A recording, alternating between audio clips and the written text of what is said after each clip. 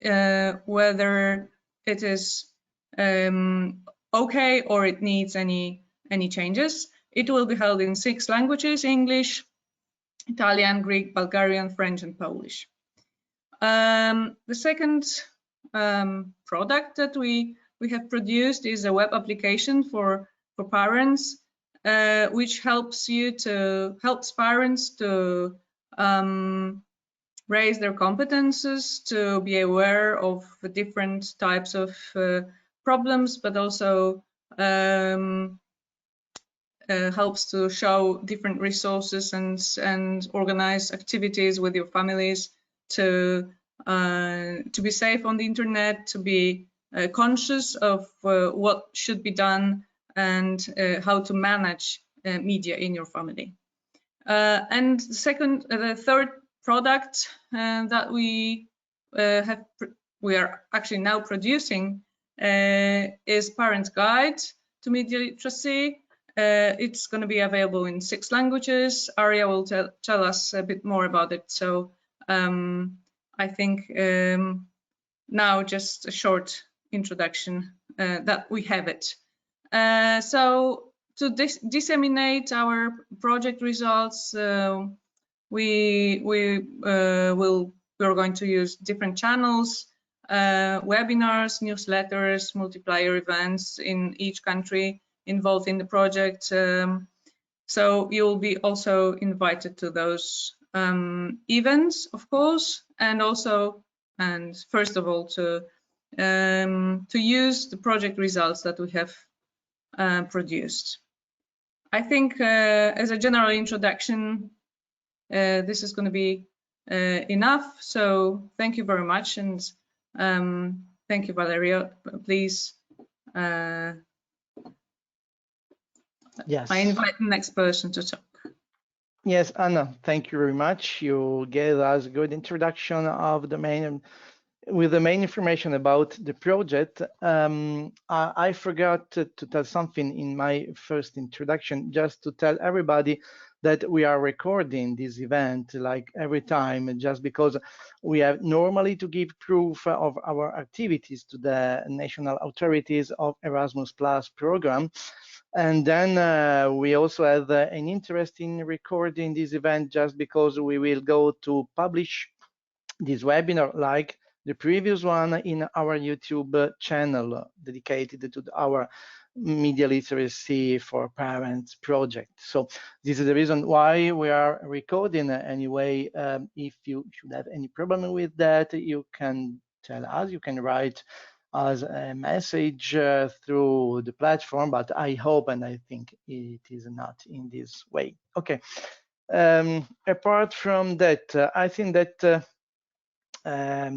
given all the news we had about the project in general, we can start thinking now about the content. And I was just referring in previous minutes to the Parents Guide to Media Literacy that was developed during the last weeks in our project.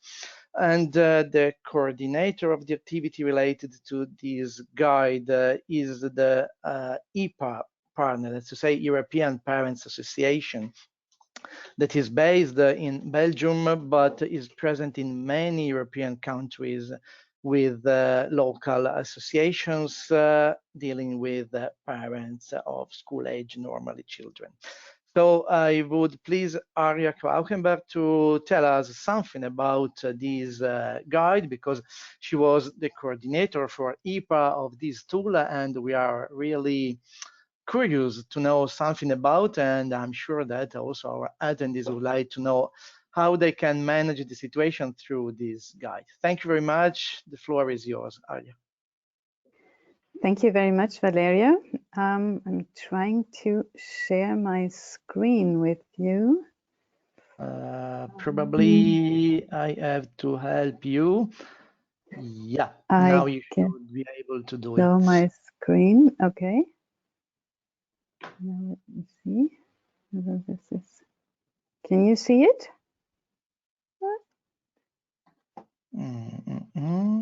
Yeah. Yes. Okay. Very yes, good. we can see it. Yeah. You can see it? It's not okay, in presentation mode in this moment. Now Yeah, it now is. it's better. That's perfect. Thank you very much, Arya. Well, thank you very much. I'm learning all the time here. So, well, thank you very much for this introduction to Anna and to Valerio. I mean, we have truly enjoyed being part of this great team, even though you will all understand that the situation has been far from easy with the pandemic. We have not been able to meet. All the negotiations, all the discussions had to take place online. We still hope that the solutions that we have come up will be all helpful to you. You have seen that we are planning to have training courses coming up soon in the different countries, in the languages of these countries. So we are inviting you to join these courses and to improve your knowledge, your skills in media literacy. What will help you, what should help you on this way is the guide that we are producing. And you can see here the cover page that has been developed. The guide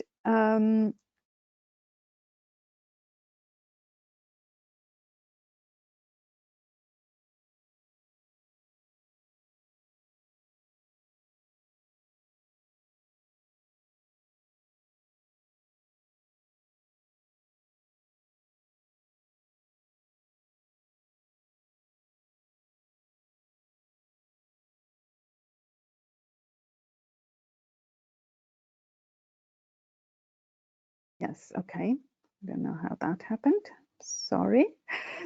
So why a guide for parents? Well, we believe that the course by itself will, of course, have its effect, and you will be able to take away a lot of information from that. But as very often with these kind of things, as time passes, you might want to look into things a little more in depth afterwards. You might also want to share your knowledge with other people, and that's why we have developed this guide that will be more comprehensive, that will have more information than you will get in the short training sessions. So the guide has different parts. We think it's very important to have it as complete as possible, which does not mean that you are meant to read it as a book from A to Z, but more as a supporting tool in all your questions, so that you can get information on the topics that are most pressing to you, and also if you have time to go into maybe a little more of detail, for example, on what parenting styles exist and what they are meant, what they mean, how is their expression in the daily life, but also in the digital world. You can see the content of the guide here. So we have different chapters. The first one will be media literacy in general. That will talk about, as I said, about things like parenting styles, about things like media management in your home. And then you will have a chapter on the dangers and the opportunities online. We know that there are lots of dangers out there that many parents are not aware of, especially that they could also already be relevant to their children, but also about the opportunities. And I think the pandemic has also shown many of these opportunities, like online learning, staying in contact and in communication with people that you cannot meet. So we have this chapter on both these sides of the internet. We also have a chapter on preventive measures. So what can you do to avoid the dangers? How can you keep your children safe? And we believe that that's a very important chapter, because parents are sometimes at a loss to know how they can actually deal with all the things that are out there. There's a lot of rumors also going on in the media. Many people are very much afraid. They don't want to let their children go on the internet at all. Others say that their children, anyway, they know better than themselves, so they let them do everything, which of course is an attitude that we do not really support. So here are then some preventive measures that you can take to keep your children safe. The fourth chapter deals with the use of our web app that has already been presented by Anna. So the web app is actually a great tool because it gives you bits and pieces of information, tips and references in small portions. So if you have very little time, then you can go and search on the web app for certain topics, and it will propose to you activities, and you can choose also the length of the activity. So if you have very little time, you can choose a short activity. If you have more time, you can take a little longer one. We believe that this is a great way of engaging people, also people who haven't got that much time. The fifth chapter will tell you about the community that we are going to build, a community of practice, of which we hope that you as our audience will be part of as well. And of course, the sixth chapter will be the glossary, because some of the expressions that are used and that we see almost every day in the media are ambiguous, not so clear as they might seem. And if it comes to translation into different languages, it becomes even more difficult. So in order to put everybody on the same page and to explain what we mean by certain expressions, we also have this glossary. Yeah, here you have a little bit an overview over the structure. So the cover page, then what a chapter in the guide looks like. You can see that the tips are specifically marked so that you will have no problems in finding them. Of course, there's also a table of content where you can look at topics right away. For example, if you're interested in cyberbullying, or if you're interested in internet addiction, you can directly go to that chapter. Then there are also links for further reading. So if you want to have more information about a specific topic, you can enter into those links and get more information about the specific problems that you might be facing, or to get more information about how to keep your children safe, how to avoid certain dangers, etc. We hope that this guide will be useful to you, and it will be available in paper form, but of course also in digital form for everybody to download. Thank you very much indeed. Thank you very much to you, Arya. It was interesting. So now we have a general overview of this parents guide. Of course, it will be ready in its final version, I would say in some days, weeks, more or less. But anyway, you gave us an introduction of the structure of this document. If I can comment very shortly, I would say that it is very, very important, this tool, just because it can give all the parents and families in general the idea that the internet can give us many opportunities and not only risks. So it's true that when we thought about this project, we analyzed the situation, and we were aware that internet can hide some problems, and that it's important to know and to have a good awareness of what children are doing when they have a smartphone or a tablet in their hands, computers, and so on. But anyway, what is really more important probably is to give the news that the opportunities are probably more than the risks. So it's very important to think about the risks, because they are very dangerous in many situations, but we have not to neglect internet and its application. And I would say that my organization, therein, is very keen with all what is digital. So for us, it's very important to think about all of these topics and to give news about what is happening and to have really well-informed parents, because this is the process that we have to use to go on avoiding risks and so on. Okay, apart from this area, I think that we don't have to add anything more about the parents guide. In general, I think that now we should give the floor to Kristalla Tarasivulu, because she will, from Emphasis Center in Cyprus, because she can give us now a very big, I would say, overview about what the training course on media literacy from parents will be. The training course is just ready, but Kristalla will tell us how it is structured, how it will work, and what people will need to approach this training course. So Kristalla, thanks a lot to you, and the floor is yours now.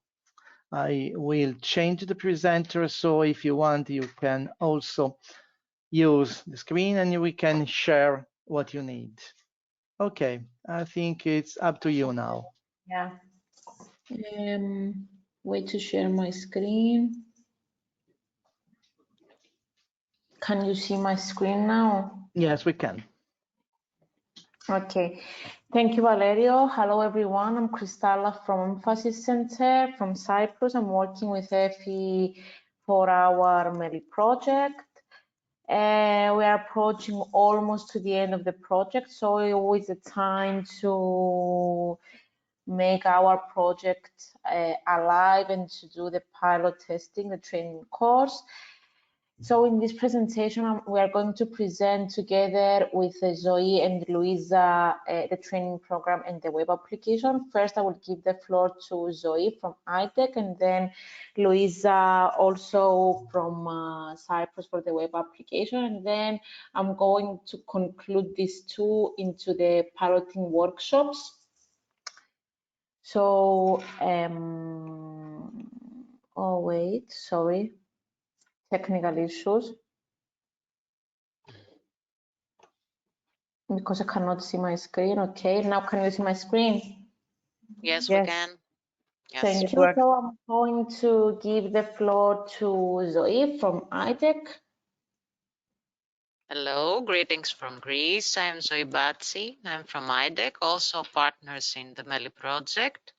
I'm going to tell you a few words about our training program that is going to be piloted by you in the next months. Kristalla, if you could, okay. The first thing that I would like to highlight is that the MELI for Parents training program is a program that is designed especially for you, especially for parents. It was our aim to design a program only for parents of school-aged children. How we did that, we implemented a survey in all countries, and we ended up with 5,500 responses collected in Bulgaria, in Cyprus, in Greece, in Italy, in Poland, and in other EU countries by IPA. That gave us a very solid basis to build a program that is corresponding to your needs as you ask them. All the subjects that are highly rated by you were included in our training curriculum, and we're very happy now that we can offer to you for pilot testing. As also Arya said, the situation with the COVID has also accelerated the need for media literacy.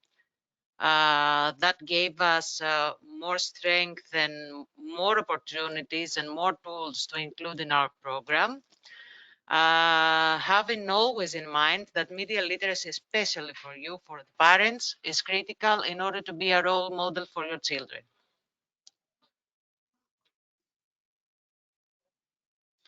I will go shortly to the training curriculum because it was already mentioned by the previous speakers.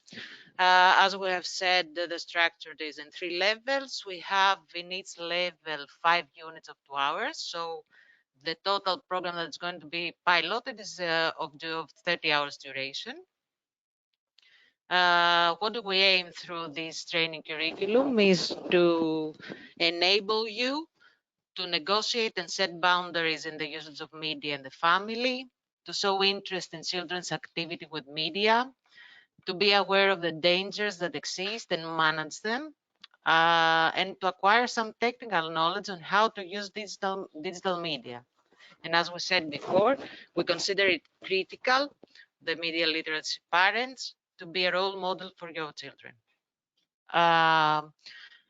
By taking this course, you will have the following learning outcomes that are different, of course, in its level. In the basic level, you will be able to recognize the demand for, research for, access and retrieve information and media content.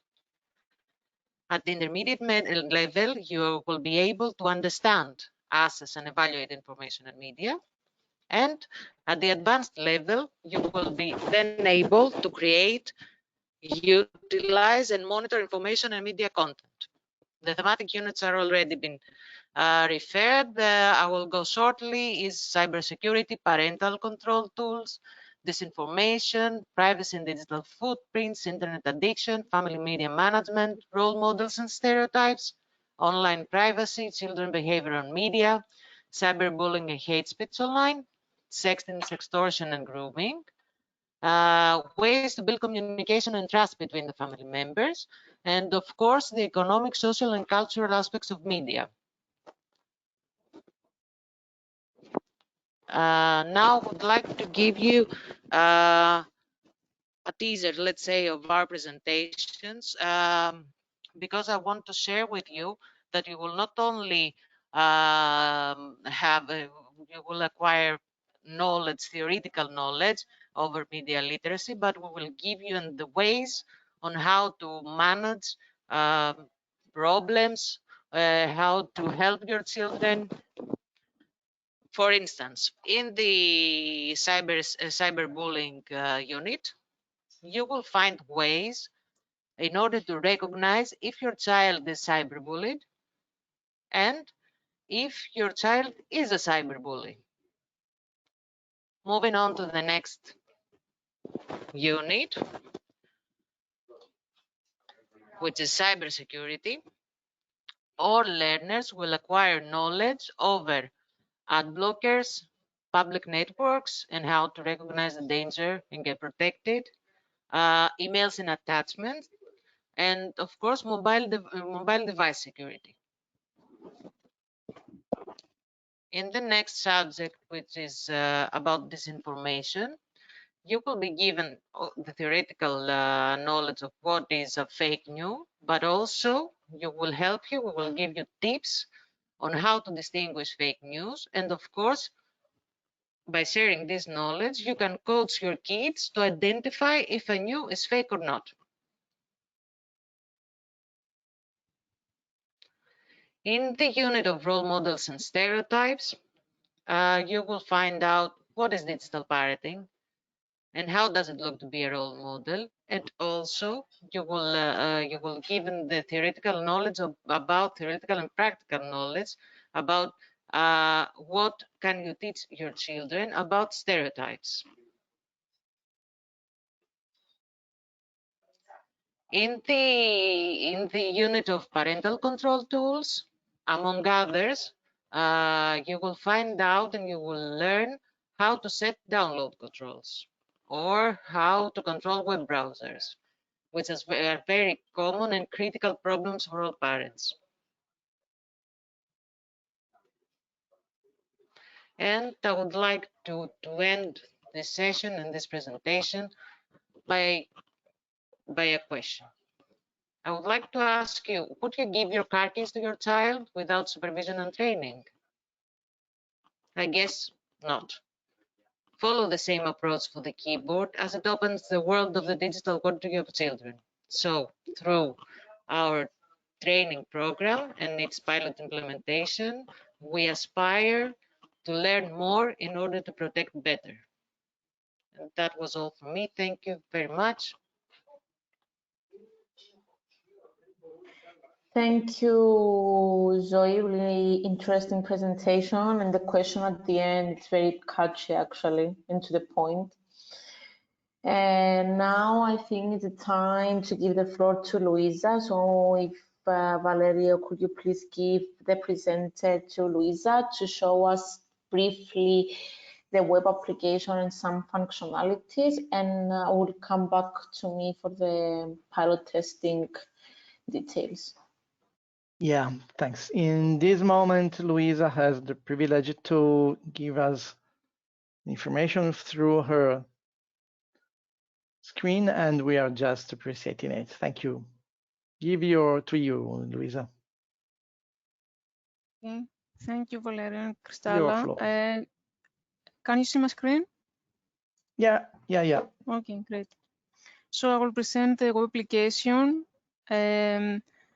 So during the development of the project, partners developed several activities with the aim to help family and parents to get more tools and learn more about media literacy in general. So we have developed several activities which have different types, and they are text, video, and quizzes. When entering the web application, you can see some information here on the top, which explain how the information works, the sort of the application works. So here on the right, you can see some filters. You can use the filters to find an activity that is relevant to your needs. We have categorized the activities based on specific topics such as family and media, prevent and protect, different types, tips, quizzes, discussion, or videos, level of difficulty, if the activities are suitable for parents or for family, the age group of the children, the sound of the activities, and the duration. So you can use the filters to just navigate through the activities. I can go randomly now. So you can see I use the filters and several activities appear. Can go on show more to see more activities. So I will just click on one activity. So this quiz, here on the left, you can see all the information that is relevant to the activity, like the category, the type, the language, etc. So now you are in a quiz. I will answer the quiz now. Okay. So this is the correct answer. Every time you choose an answer, you can see either if the answer is right or wrong. Depending on different colors, you can understand if the answer is correctly. So for green, you can see that the answer is green, so that means that it's the correct answer. And every time you click on the answer, click on submit, feedback will appear there. So you can see also some feedback about the question. So I'm just clicked on the wrong question to see how it appears. I can go back to the activities now. So the application has saved my choices. So when I clicked on here on the filters, and I clicked also to see more activities, the application have saved this. So I can click on reset to reset the activities and choose different filters. I will use this one. This one actually has different icons here, because when you click on activity and go inside the activity, once the activity is completed, you can click here on the icon which says mark activity as completed, and you can also click here to mark an activity as favorite. So every time I go back to the activities, I can see now which activity is favorite, because the color of the heart is now red, and also there appears a tick icon, and this means that the activity has been completed. I can also see the activities that are completed and favorites that are favorites from my account. So I will go here to my account. And here I can see my profile. There's a picture, okay. There's a name and the information I gave upon registration. So I can see here all the favorite activities. And if I go down, I can see all the complete activities. And I can click to some of them to see the activity again. So now the application has been translated to all the languages. I showed you the English version. You can click here to choose the language of your preference. And once you choose the language, you can see all the activities in that languages. Now I chose the Greek one, so all the activities are in Greek. So you can go into activity and see the activity in specific language, but you can also change the languages immediately for here, the selector here, so I can go back to the English one if I want. Okay, so I don't have anything else to add. This was a brief introduction about the application. If you have any questions or anything you want to discuss, just let me know.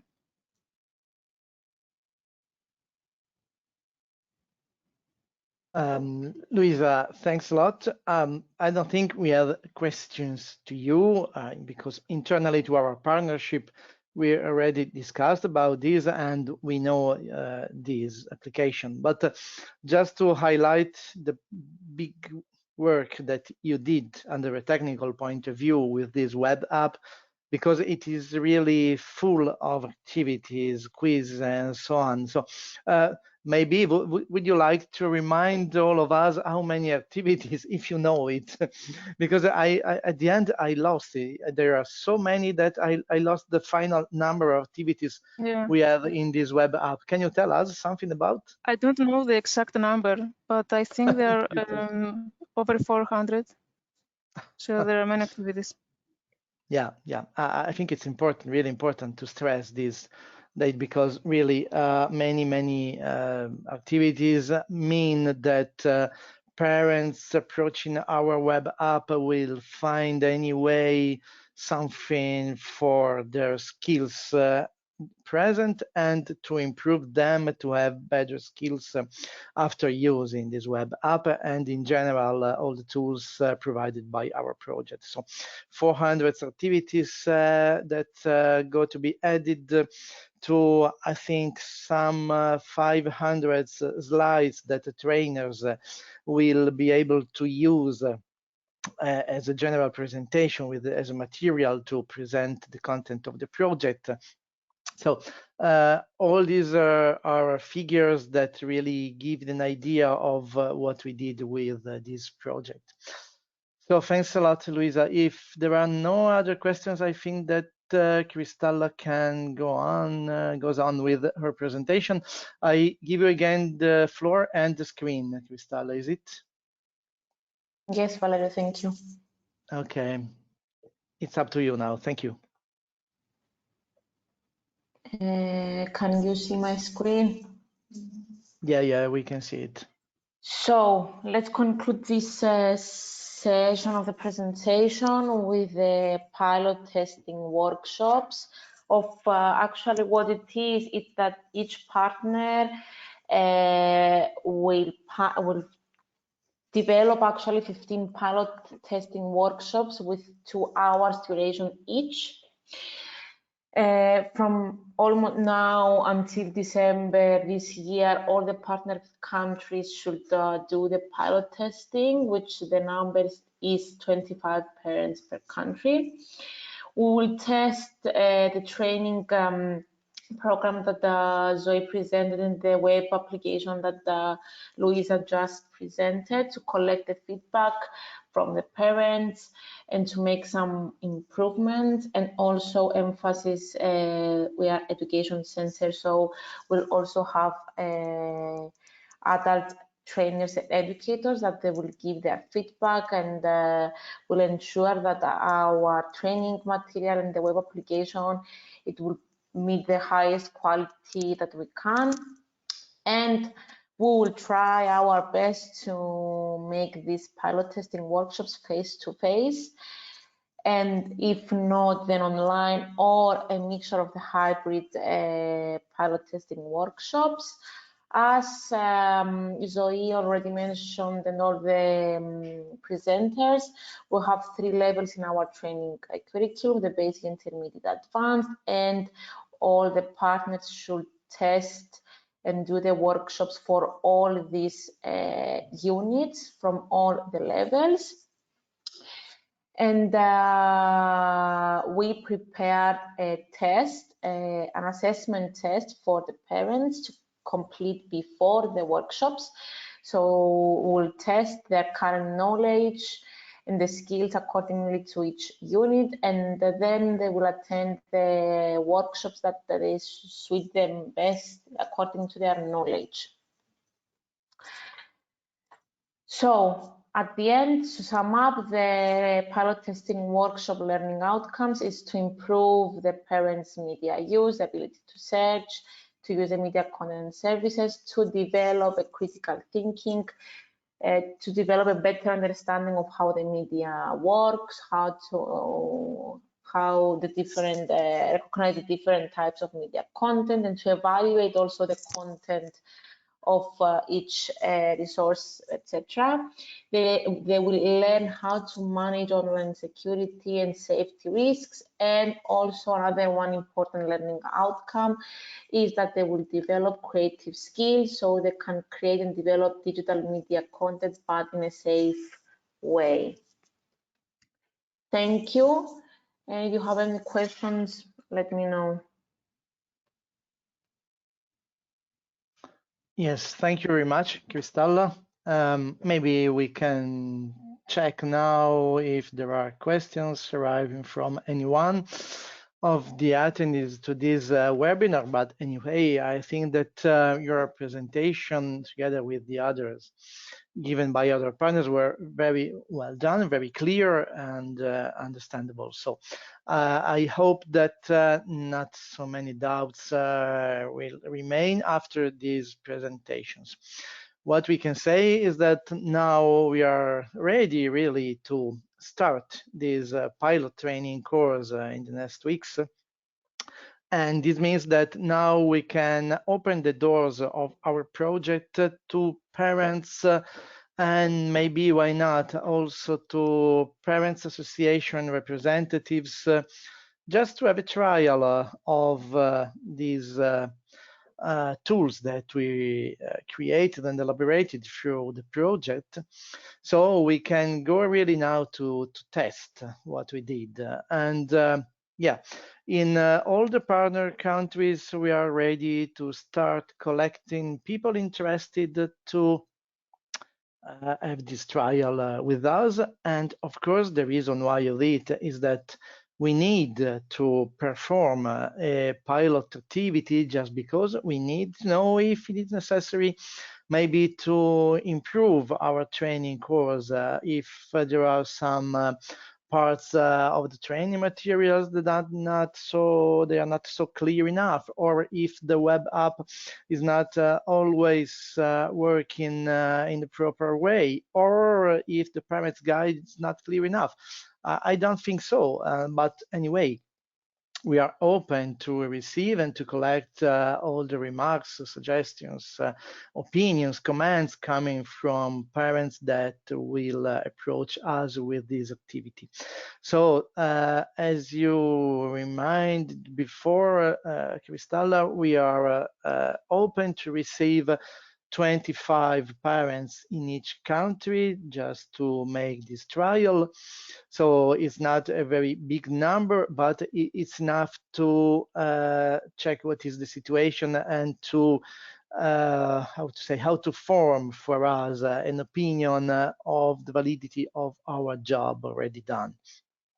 With and through these 25 people in each country, we can evaluate our job and we can understand if the 3 levels that we developed in this course, that say the basic level of knowledge, the intermediate and the advanced ones, are suitable for the needs of people or not. So We know that we still have some months of activity through this project, along this project, because we will finish our activities at the end of January 22.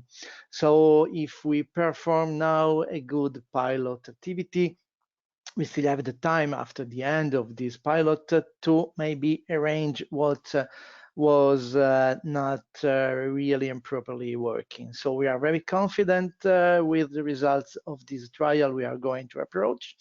And as I repeated, we are ready now to collect subscriptions to the training, to the pilot training in each of our countries. Just a quick note to everybody. In the panelist screen now, you are not seeing our partner from Bulgaria, from e-Business Academy. Gergana Denikina is the representative, but I saw a few minutes ago that Gergana at the end attended this event as an attendee and not as a panelist. This is the reason why we are not seeing her, but anyway, I know that she's listening and looking to us. So hello, Gergana. We will meet privately in the next part of the meeting. And anyway, I know that you two are ready to collect people for the training pilot in your country, let's say, in Bulgaria. We will do the same in Italy, and I thank Claudio Mazzotti that is together with us in representing IPA, but he's Italian and it's a long time that he's dealing with IPA, and if I'm not wrong, he was one of the founders of IPA many years ago. So Claudio, I know that you will be with us in these coming activities, and in Poland, in Greece, in Cyprus, and in Bulgaria, and in Belgium, and through the other partners countries represented by IPA, we will do the same, and we really hope at the end to be able to give a final result of our activities very suitable for all those who will profit of our job made during this project, also after the end of the project itself. So what we do through an Erasmus Plus project is always not finalized only to the project lifespan, but it's thought also for the future, for people that will profit of our intellectual outputs. They are so called in the project terminology, also after the end of it. So really, I hope everything can goes in a very good way after the end of the project, but we still are very carefully busy now to finish everything in the most suitable way we can. Okay, I see probably, yeah, there's a question when the whole project will be available for the use for the public. This is the question. I will maybe ask Anna as a coordinator of the project to tell something about when the whole project will be available for the use for the public. And I can give you the floor if you want to explain what are the rules under Erasmus Plus projects and when our intellectual outputs will be available for anyone. Please, thank you if you can explain to our people how it's working. Well, it should be available within a month, roughly speaking, because you are now finishing correcting last details in the training materials. We'll be starting, all of us in our countries, to recruit parents interested in following the trainings. So, and we are finishing the guides so far in English, but it's going to be translated into our national languages within 2 months. So roughly speaking, it's going to be within a few weeks, actually. Only for the guides in national versions, we'll need to wait a bit longer, about 2-3 months. Yeah, it's true. we are still busy translating and preparing and translating, so it will take some more time, but anyway, not a very long time. And anyway, Anna, tell me if what I'm saying is correct.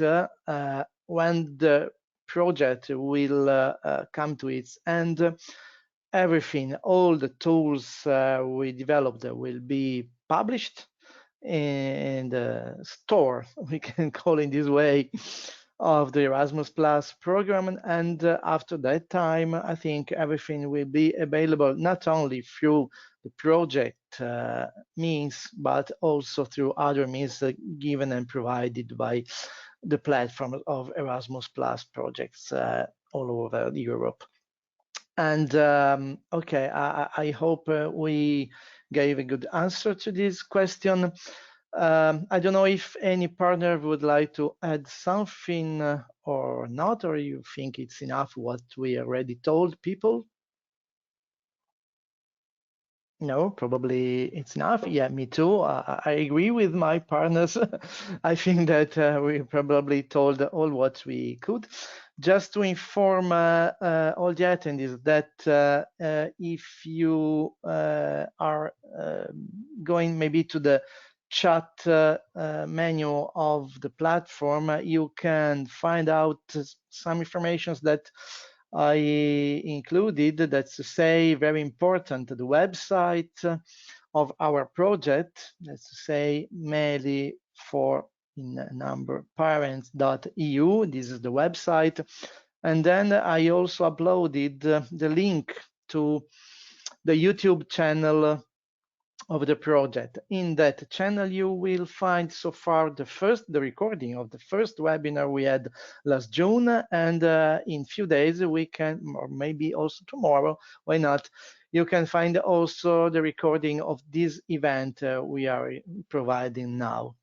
And I hope this can help all those people who couldn't stay with us today in a face-to-face modality for the event, for the webinar, but through YouTube you can join it also later on.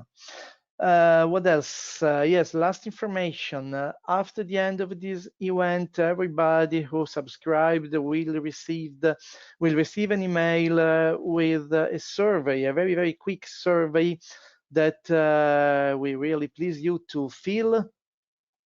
So in this way, if you do this for us, it will take really 2-3 minutes, not more, but it's very, very important for us to understand what is the evaluation of our job and always to be careful to all what we have to do and what not. So if something was not working properly during this event, you can tell us, and you can give us the other evaluations to the questions you will find in this survey. So thanks a lot to Philip.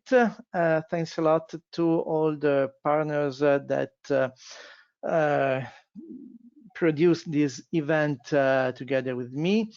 Thanks to the attendees that stay with us until now. This time I see that it's 2 minutes to 5 o'clock, so we were able to respect the timetable, and this is another reason why I want to thank the partners who gave their presentations. Thank to all of you.